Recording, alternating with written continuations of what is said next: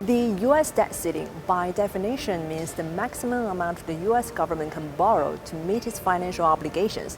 But nowadays, it seems to have become nothing but a political stunt. On Wednesday, the U.S. House of Representatives narrowly passed a bill to raise its government debt ceiling, which includes sweeping spending cuts over the next decade. This comes days after back-and-forth fight, and now the pressure is on President Biden to decide whether to talk with Republicans about the issue. The House Republicans just passed the only bill in Washington that lifts the debt limit, ends wasteful Washington spending, and puts America back on the right economic path. The sad part here is now the Democrats need to do their job. The president can no longer ignore by not negotiating. Then Biden said, "Happy to meet with McCarthy, but not on whether or not the debt limit gets extended. That's not negotiable." You must admit it that it was quite a show to watch. Earlier this year, the Treasury Department said it will hit the borrowing limit in January. If the Congress simply voted to extend the limit, nothing would happen. House Speaker Kevin McCarthy warned last week that American debt is a ticking time bomb.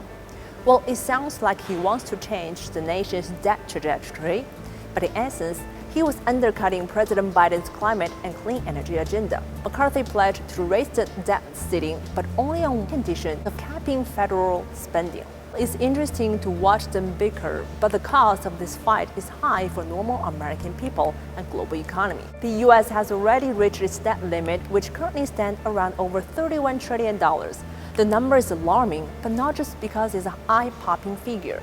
To put that into context, the debt is about 120% of GDP. Yes, you don't have to be an economist to know that the U.S. debt fault is the last thing the world economy needs right now.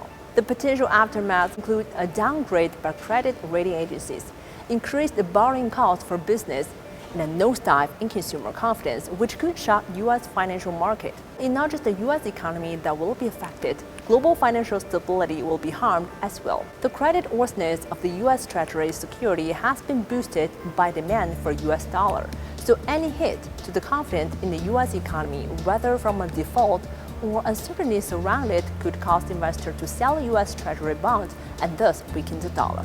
As U.S. dollar accounted for the lion's share of the global reserves, a sudden decrease in currency value could ripple through the global market. Heavily indebted low-income countries will struggle to make interest payment on their sovereign debt. We don't know what the outcome of the current battle in Washington will be, but one thing is for sure, that the true casualty will be those the government is supposed to be serving in the first place.